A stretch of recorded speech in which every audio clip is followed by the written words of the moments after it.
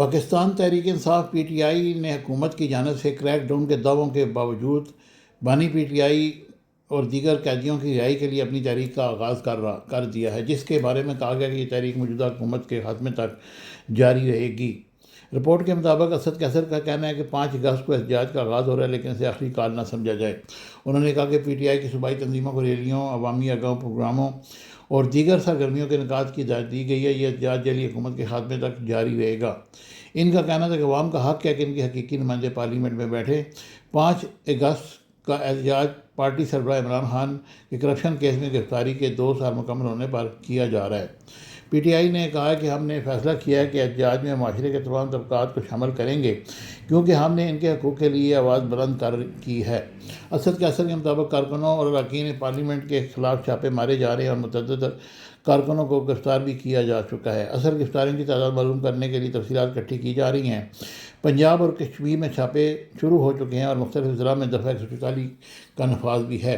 دوسری جانب پنجاب کے سوشل میڈیا کے سربراہ شایان بشیر نے سینیٹر علی ظفر کے ہمراہ ایک پریس کانفرنس میں کہا کہ حکومت نے تقریباً 200 چھاپے مارے اور پارٹی کارکنوں کو حراست میں لیا، جنہیں مبینہ طور پر حلف نامے جمع کرانے کے بعد رہا کر دیا گیا۔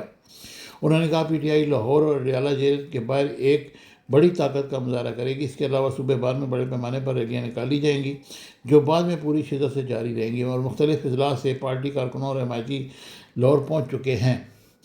ظفر علی شاہ نے مذاکرات کے حوالے سے ایک مہم میں بیان دیا کہ انہوں نے کہا کہ اگرچہ عمران خان نے مذاکرات کا دروازہ بند کر دیا تھا، لیکن سیاست میں فیصلے بدلتے رہتے ہیں۔ انہوں نے کہا کہ عمران خان نے پیغام دیا کہ اب پاکستان کے عوام اور قانون کی بالادستی کے لیے 10 سال بعد جیل رہنے کو تیار ہوں، کسی بھی قسم کے دباؤ کے سامنے نہیں جھکوں گا، اور جیلی مقدمات ہوں یا ان کے کیسز کی سماعت میں تاخیر۔ انہوں نے دعویٰ کیا کہ جیل ٹرائل کی جانب سے سنائی گئی سزائیں ہائی کورٹ نے منٹوں میں معطل کر دیں، سوائے القادر ٹرسٹ کے، جس کی سماعت تاخیر کا شکار ہے۔ انہوں نے دعویٰ کیا کہ حکومت عمران خان کو سیاست سے باہر رکھنے میں ناکام ہو چکی ہے۔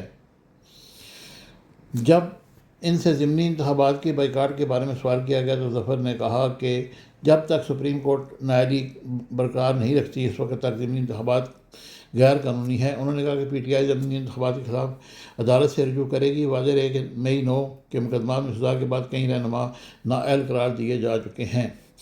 دوسری جانب وزیر اطلاعات عظمیٰ بخاری نے کہا کہ عوام 5 اگست کے احتجاجی کال کو مسترد کریں گے۔ انہوں نے لاہور میں ایک پریس کانفرنس کے دوران کہا کہ افری تفری کی سیاست کو عوام مسترد اور شکست دیں گے۔ پی ٹی آئی اب ایک سیاسی جماعت نہیں رہی، بلکہ ایک فاشسٹ گروہ بن چکی ہے، جو ریاستی اداروں کو نقصان پہنچانے اور قومی یکجہتی کو نقصان پہنچانے کے پے در پہ ہے۔ وزیر اطلاعات نے دعویٰ کیا کہ جس شخص نے حقیقی آزادی کا نعرہ لگایا تھا، وہی امریکہ میں $18 ملین کا اشتہار چھپوا چکا ہے۔ انہوں نے کہا کہ یہ وہی شخص ہے جو کبھی امریکہ سے آزادی کی بھیک مانگتا ہے، اور اب اس کے بیٹے بھی وہاں یہی بیانیہ دہرا رہے ہیں۔ انہوں نے اعلان کیا کہ P T I Imran Khan کے بیٹے اس تحریک میں شامل ہونے کے لیے پاکستان آئیں گے۔ صوبائی وزیر نے کہا کہ جب قوم 5 اگست کو کشمیریوں سے یکجہتی کا اظہار کر رہی ہوگی تو پی ٹی آئی کا احتجاجی کال دینا انتہائی افسوسناک ہے۔ ادھر بہت سارے کارکنوں کو گرفتار کر لیا گیا ہے، اور ان کے لیے ہر طرح کے دروازے، اگر وہ حلف نامہ جمع کراتے ہیں تو ان کو چھوڑ دیا جاتا ہے، ادروائز ان کو جیل میں پابند سلاست کر دیا گیا ہے۔ اور راولپنڈی میں 10 تاریخ تک دفعہ 144 کا نفاذ ہے، اور کسی کو بھی باہر نکلنے کی اجازت نہیں۔ ہر چوک چوراہے پر پولیس کھڑی ہے، اگر کوئی بھی اس کے لیے آگے بڑھتا ہے تو اس کو پابند سلاسل کر دیا جائے گا۔ حکومت نے مکمل کریک ڈاؤن کیا ہے اور اس میں کسی قسم کی رعایت نہیں برتی جائے گی۔ Subscribe my channel Business Times News for latest political, national, international news. Don't forget to subscribe Business Times News.